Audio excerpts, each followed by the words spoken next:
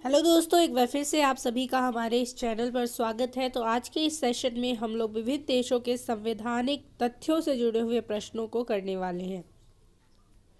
First question है आपके सामने, किसके द्वारा लोक निगमों को 20वीं सदी की सबसे बड़ी संवैधानिक मौलिकता कहा गया है?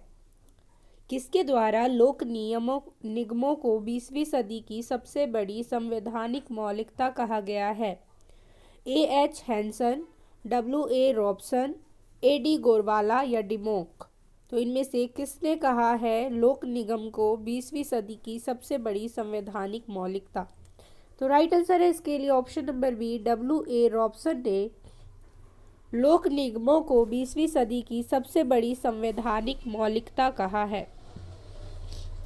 क्वेश्चन नंबर 2, कौन यह स्वीकार करता है कि संविधान उन नियमों को कहते हैं जो सर्वोच्च सरकार की रूपरेखा निर्धारित करते हैं? पाइली, लीकोक, ऑस्टिन या फिर C.F. स्ट्रॉन्ग? तो किसने ऐसा कहा है कि संविधान उन नियमों को कहते हैं जो सर्वोच्च सरकार की रूपरेखा निर्धारित करते हैं? तो इसके लिए राइट आंसर है option number D, C.F. Strong ने ये कहा है कि संविधान उन नियमों को कहते हैं जो सर्वोच्च सरकार की रूपरेखा निर्धारित करते हैं। अपनी पुस्तक लॉ ऑफ द कॉन्स्टिट्यूशन में डाइसी ने लिखा है कि संविधान प्रभुत्व शक्ति के प्रयोग एवं वितरण की व्यवस्था है। स्ट्रॉन्ग का कहना है कि संविधान का उद्देश्य सरकार के कार्यों को सीमित करना है। क्वेश्चन नंबर 3, लिखित तथा अलिखित संविधानों में भेद मात्रा का है, गुण का नहीं। यह कथन किस विचारक का है? अरस्तु, गार्नर, J.S. मिल या फिर लास्की? तो इनमें से किसने ऐसा कहा है कि लिखित तथा अलिखित संविधानों में भेद मात्रा का है, गुण का नहीं? तो इसके लिए राइट आंसर है ऑप्शन नंबर बी, गार्नर। ये कथन गार्नर का है कि लिखित तथा अलिखित संविधानों में केवल मात्रा का भेद है, प्रभार का नहीं। लॉर्ड ब्राइस कहते हैं कि संविधानों का लिखित और अलिखित रूप में वर्गीकरण पूर्णतः संतोषप्रद नहीं है। स्ट्रॉन्ग के अनुसार यह मिथ्य भेद है क्योंकि कोई भी ऐसा संविधान नहीं है जो पूर्ण रूप से लिखित हो। Garner, Bryce, Strong, Leacock, M Stewart आदि विद्वानों ने लिखित और अलिखित संविधानों के वर्गीकरण का विरोध किया है। तो आप सभी को ये याद रखना है कि किन लोगों ने संविधानों के वर्गीकरण का विरोध किया है। तो गार्नर, ब्राइस, स्ट्रॉन्ग, लीकोक और स्टीवर्ट ने संविधान के वर्गीकरण का विरोध किया है। क्वेश्चन नंबर 4, संविधान है देश का मूलभूत कानून, एक ऐतिहासिक दस्तावेज, एक सामाजिक आर्थिक दस्तावेज या इनमें से कोई नहीं? तो संविधान इनमें से क्या है? तो संविधान ऑप्शन नंबर क्या इसमें ठीक होगा? ऑप्शन नंबर ए, संविधान देश का मूलभूत कानून है। संविधान एक ऐसा लेखा पत्र या दस्तावेज है जो सरकार की रूपरेखा व प्रमुख कार्यों का वर्णन करता है। इसे देश का सर्वोत्तम एवं मूलभूत विधि कानून कहा जा सकता है। संविधान राज्य के समस्त अंगों जैसे विधायिका, कार्यपालिका एवं न्यायपालिका को शक्तियां प्रदान करता है। क्वेश्चन नंबर 5, निम्न में से किस देश में एकात्मक शासन व्यवस्था नहीं है? फ्रांस, जापान, चीन या फिर ऑस्ट्रेलिया? तो किस देश में एकात्मक शासन व्यवस्था नहीं है? तो राइट आंसर है ऑप्शन नंबर डी, ऑस्ट्रेलिया। संघीय शासन व्यवस्था में सर्वोच्च सत्ता केंद्रीय प्राधिकार और उसकी विभिन्न आनुषंगिक इकाइयों के मध्य बढ़ जाती है। आमतौर पर संघीय व्यवस्था में 2 स्तर की सरकारें होती है। एक सरकार पूरे देश के स्तर पर होती है जिसकी जिम्मेदारी राष्ट्रीय महत्व के विषय होते हैं। फिर राज्य या प्रांतीय स्तर की सरकारें होती हैं जो शासन के दैनिक कामकाज को देखती हैं। दोनों स्तर की सरकारें अपने अपने स्तर पर स्वतंत्र होकर अपना काम करती है, जबकि एकात्मक शासन व्यवस्था में शासन का एक ही स्तर होता है, बाकी इकाइयां उसके अधीन होकर काम करती हैं। फ्रांस में संसदीय एवं अध्यक्षीय व्यवस्था का मिश्रण पाया जाता है, इसलिए इसे अर्ध अध्यक्षीय व्यवस्था कहा जाएगा। भारत में संसदीय व्यवस्था पाई जाती है। अमेरिका में अध्यक्षीय शासन प्रणाली पाई जाती है। ब्रिटेन में संसदीय शासन प्रणाली, कनाडा में संघात्मक शासन प्रणाली और संसदीय प्रणाली, और ऑस्ट्रेलिया में संसदीय शासन प्रणाली पाई जाती है, एकात्मक शासन प्रणाली नहीं पाई जाती है, और चीन में समाजवादी गणराज्य है। क्वेश्चन नंबर 6, संविधान की अवधारणा सर्वप्रथम कहाँ उत्पन्न हुई? भारत में, चीन में, ब्रिटेन में या अमेरिका में? तो संविधान की अवधारणा सर्वप्रथम कहाँ उत्पन्न हुई? तो इसके लिए राइट आंसर है ऑप्शन नंबर सी, ब्रिटेन। संविधान की अवधारणा सर्वप्रथम ब्रिटेन में उत्पन्न हुई थी। ब्रिटेन में आज भी संविधान का निर्माण लिखित रूप में नहीं किया गया है। ब्रिटेन का संविधान परंपराओं व रीति रिवाजों के सम्मिलन से बना है। क्वेश्चन नंबर 7, निम्नलिखित में से कौन विकसित संविधान का उदाहरण है? स्विट्जरलैंड, ब्रिटिश, भारतीय या फिर जर्मन?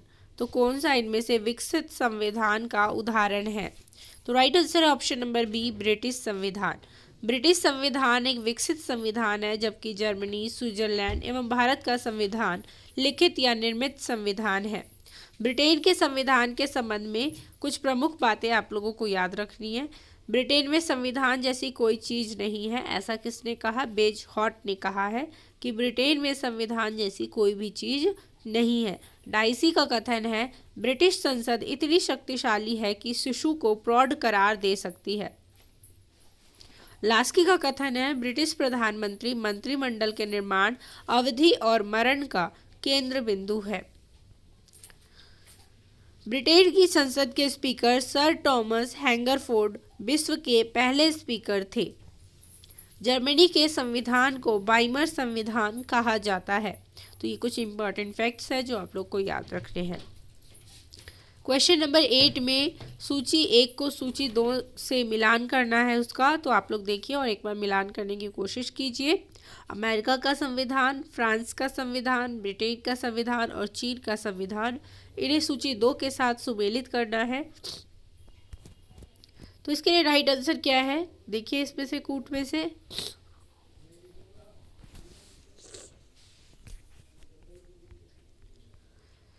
तो राइट आंसर है ऑप्शन नंबर डी। अमेरिका का संविधान 1789 में लागू हुआ। फ्रांस का संविधान 4 अक्टूबर 1958 को। ब्रिटेन का संविधान 1215 के मैग्ना कार्टा एवं 1628 के पिटीशन ऑफ राइट्स। चीन का संविधान दिसंबर 1982 में। क्वेश्चन नंबर 9, निम्न में से कौन विधि के शासन से घनिष्ठ संबंध रखता है? सैनिक विधि, न्यायिक सर्वोच्चता, संविधानवाद या शक्ति पृथक्करण? तो विधि के शासन से इनमें से कौन सा घनिष्ठ संबंध रखता है? तो इसके लिए राइट आंसर है ऑप्शन नंबर सी, संविधानवाद। विधि का शासन संविधानवाद की मुख्य विशेषता है। संविधानवाद उन विचारों एवं सिद्धांतों की ओर संकेत करता है जो उस संविधान का विवरण व समर्थन करते हैं जिनके माध्यम से राजनीतिक शक्ति पर प्रभावशाली नियंत्रण स्थापित किया जा सके। यह संविधान पर आधारित विचारधारा है जिसकी मान्यता है कि शासन संविधान में लिखे नियमों एवं विधियों के अनुरूप ही संचालित होनी चाहिए। संविधानवाद शासन की वह पद्धति है जिसमें शासन जनता की आस्थाओं, मूल्यों व आदर्शों को परिलक्षित करने वाले संविधान के नियमों व सिद्धांतों के आधार पर किया जाए। वह ऐसे संविधान के माध्यम से ही शासकों को प्रतिबंधित व सीमित रखा जाए जिससे राजनीतिक व्यवस्था की मूल आस्थाएं सुरक्षित रहे। पिनॉक एवं स्मिथ के अनुसार संविधानवाद केवल प्रक्रिया या तथ्य का नाम नहीं है, अपितु राजनीतिक सत्ता के सुविस्तृत समूहों, दलों व वर्गों पर प्रभावशाली नियंत्रणों, अमूर्त तथा व्यापक प्रतिनिध्यात्मक मूल्यों, प्रतीकों, अतीतकालीन परंपराओं और भावी महत्वाकांक्षाओं से भी संबद्ध है। विलियम जी एंड्रूज के अनुसार संविधानवाद सरकार व नागरिक तथा एक सरकारी सत्ता के दूसरी सरकारी सत्ता से संबंधों की ठोस व्यवस्था है। विलियम जी एंड्रूज के अनुसार संविधानवाद के प्रमुख 4 आधार हैं: समाज के समान उद्देश्यों पर सहमति, विधि के शासन पर सहमति, संस्थाओं के ढांचे एवं प्रक्रियाओं पर सहमति और विशेष नीतिगत मुद्दों पर सहमति। क्वेश्चन नंबर 10, संविधानवाद से क्या तात्पर्य है?